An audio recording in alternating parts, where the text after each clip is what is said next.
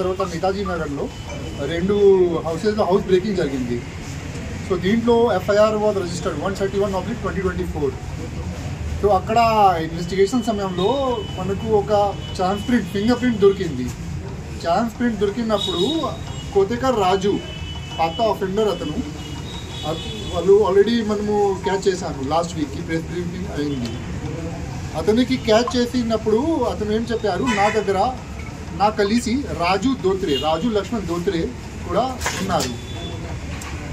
రాజు Dhotre history ఏముంది, last 10 years నుండి అతను దొంగతనం చేస్తున్నారు. House breaking, robbery, dacoity, all sort of crime is doing. కానీ లాస్ట్ 10 years నుండి అతనికి ఫొటోస్ లేదు, సిగ్నేచర్ లేదు, ఫింగర్ ప్రింట్ లేదు, ఏం లేవు నా తెలంగాణ పోలీస్ దగ్గర, నా మహారాష్ట్ర పోలీస్ దగ్గర.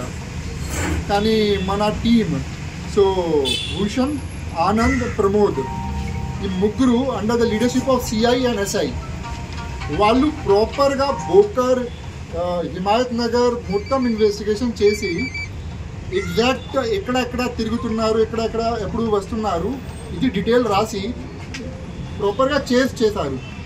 చేసినప్పుడు హీ వాజ్ అరెస్టెడ్ ఆన్ 20 ఈ రోజు మార్నింగ్కి అతను అరెస్ట్ చేశారు. ఠీకే.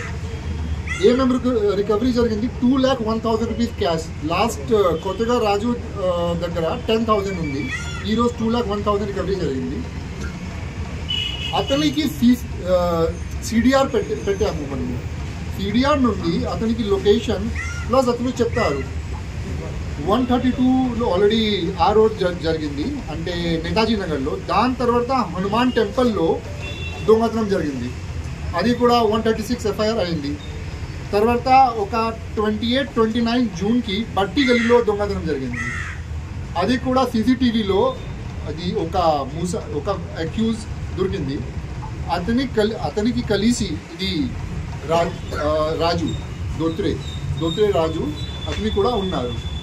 సో చాలా అఫెన్సెస్ చేశారు. ఇది మన పోలీస్ స్టేషన్లో already we have 4 FIR.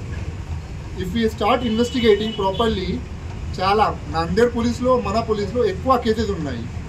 So ప్రాపర్గా మనం ఇన్వెస్టిగేషన్ చేసినప్పుడు ఫర్దర్ థర్డ్ అక్యూజ్కి కూడా మనము ట్రై చేస్తాము.